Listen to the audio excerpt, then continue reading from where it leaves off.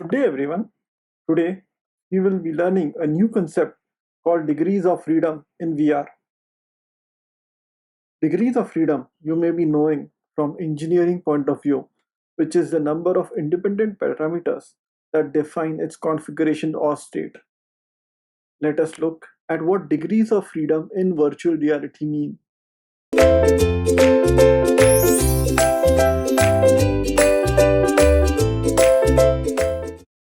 Degrees of freedom is an essential concept in VR that allows human movement to be converted into movement within the VR environment.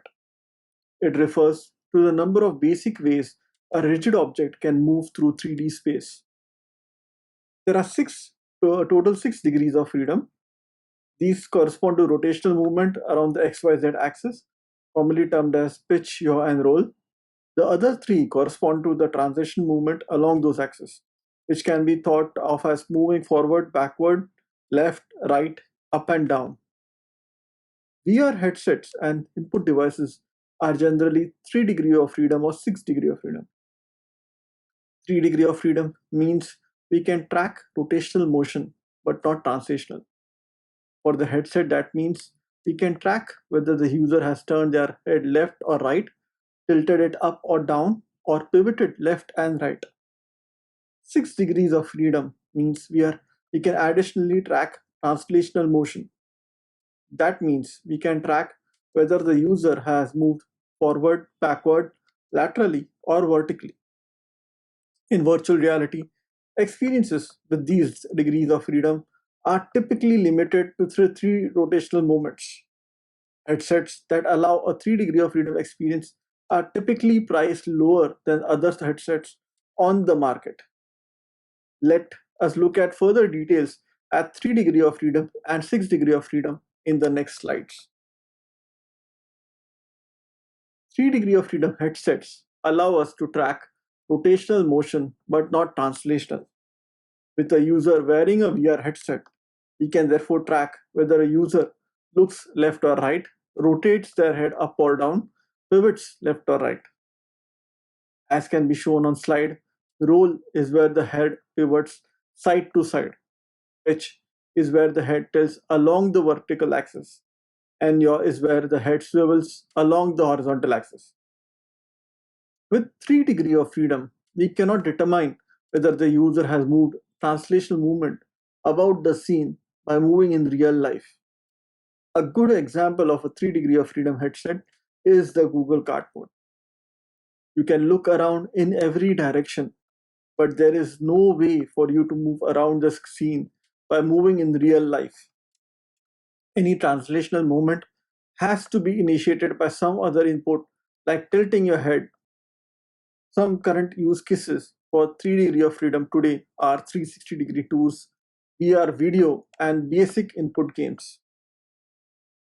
Most 3 degree of freedom devices can be connected to the internet, allowing for social and shared experiences. 6 degree of freedom headsets allows us to track translational motion as well as rotational motion. We can determine whether a user has rotated their head and moved forward or backward, laterally or vertically, up or down.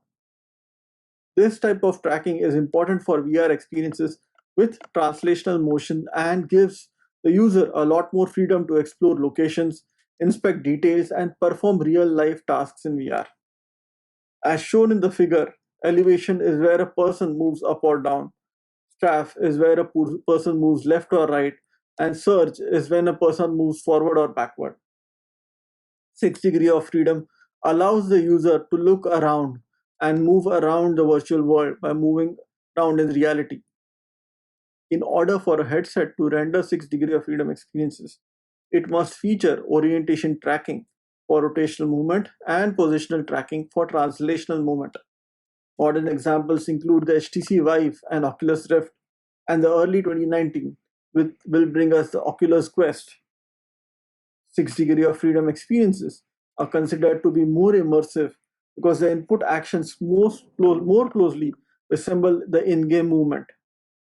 Early versions of 6 degree of freedom headsets typically use position tracking sensors, usually two physical devices positioned around the room which can track the headset movement. For example, the Oculus Rift is embedded with infrared LEDs, which are monitored by two 30-centimeter tall sensor towers positioned approximately 1.5 meters apart. Modern VR headsets may use inside out tracking to achieve 6 degrees of freedom. From the Microsoft mixed reality documentation, the tracking system uses two visible light, low resolution cameras to observe features in your environment and fuses this information with the IMU data to determine a precise position of the device in your environment. Once we have understood what 3 degree of freedom and 6 degree of freedom VR experience is, let us look at the difference between both of them. One of the first difference between 3 degree of freedom and 6 degree of freedom is that 3 degree of freedom is a seated experience since it does not track body movement, whereas 6 degree of freedom tracks body movement. Hence, it is a room scale experience where the entire body is tracked. This allows more natural movement in virtual reality as compared to 3 degree of freedom headsets. Another difference for 3 degree of freedom and 6 degree of freedom is that when we move in virtual reality involving 3 degree of freedom, we tend to get motion sickness very much more easily. The reason for that is that our body is stationary or sitting, whereas we are actually moving in virtual reality. This tends to create a confusion for the body, leading to motion sickness easily as compared to 6 degree of freedom. However, the hardware and the software to have 6 degree of freedom tracking is far more complex than 3 degree of freedom tracking. Most mobile VR headsets use the built-in inertial measurement unit sensor to read its orientation.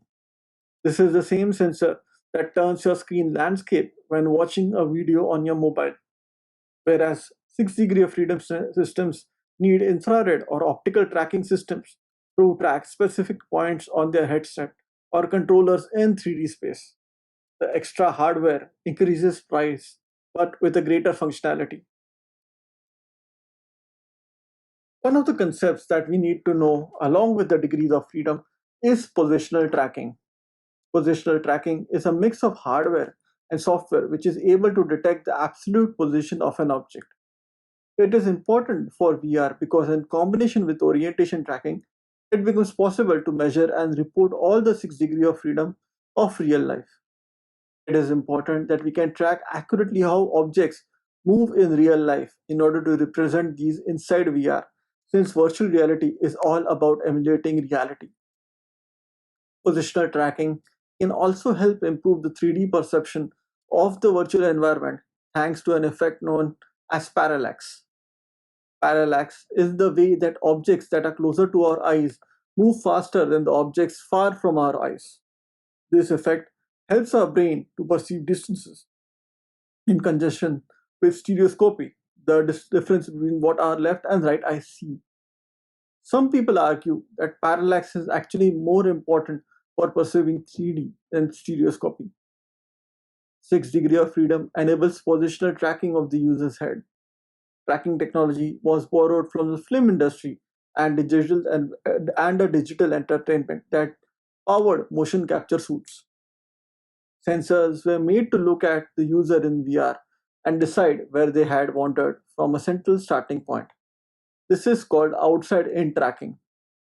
A VR device using inside out tracking looks out to determine how its position changes in relation to the environment.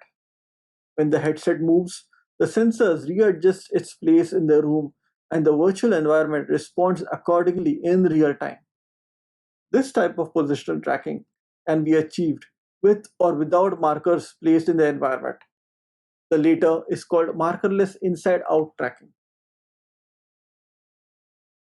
To summarize what we learned today we learned about the various degrees of freedom and the type of tracking that we can achieve with the VR headsets. In the next lecture, we will start about understanding the virtual surroundings and how they comprise of the virtual reality system. Thank you very much.